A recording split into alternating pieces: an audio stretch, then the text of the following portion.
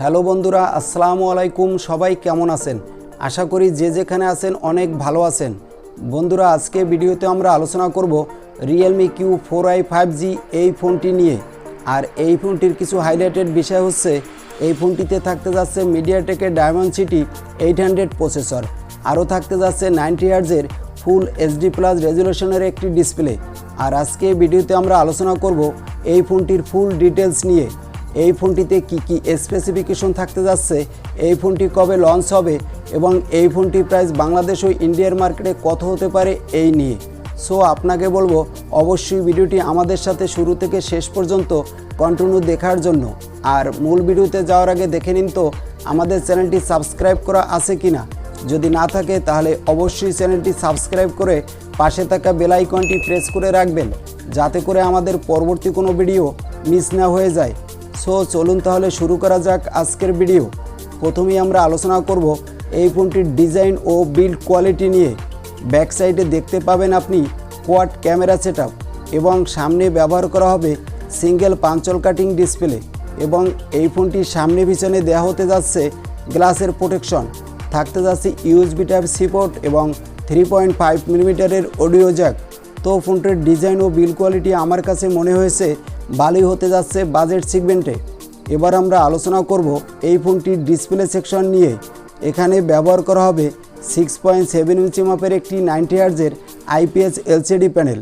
আর এখানে ব্যবহার করা হবে ফুল এইচডি প্লাস রেজুলেশনের ডিসপ্লে এবং এই ফোনটির ডিসপ্লে ব্রাইটনেসও ভালোই দেওয়া হবে।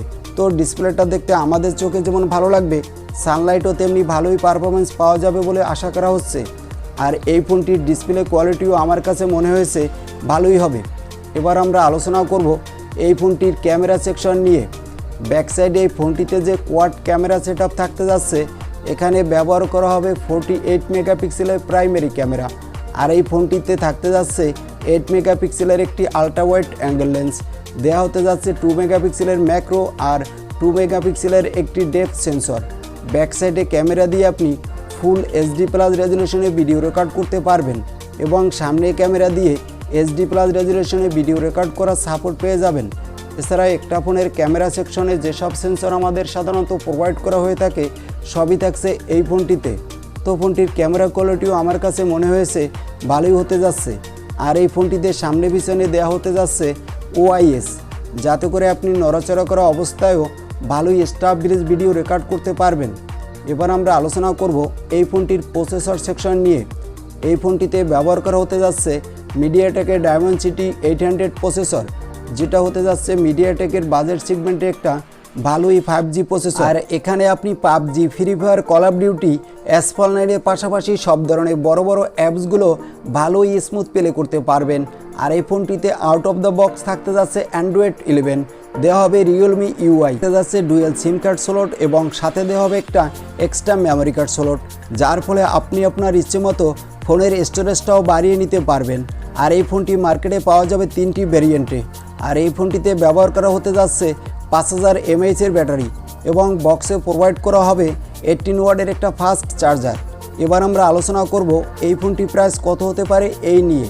এই ফোনটির প্রাইস হবে ইন্ডিয়ান রুপিতে 13 থেকে 14,000 টাকায়, যেটা বাংলাদেশের মার্কেটে পাওয়া যাবে 17 থেকে 18,000 টাকায়। তো এই বাজেটে এই ফোনটি যদি বাংলাদেশের মার্কেটে অফিসিয়ালভাবে পাওয়া যায় তাহলে ফোনটি ভালোই হবে বলে আশা করা হচ্ছে। আর এই ছিল আজকের ভিডিও। আর ভিডিওটি কেমন হলো তা অবশ্যই কমেন্ট করে জানাতে ভুলবেন না। আর ভিডিও ভালো লাগলে একটি লাইক করে দিবেন এবং আমাদের চ্যানেলে নতুন হলে সাবস্ক্রাইব করে পাশে থাকা বেল আইকনটি প্রেস করে রাখবেন। আজকের মতো আল্লাহ হাফেজ।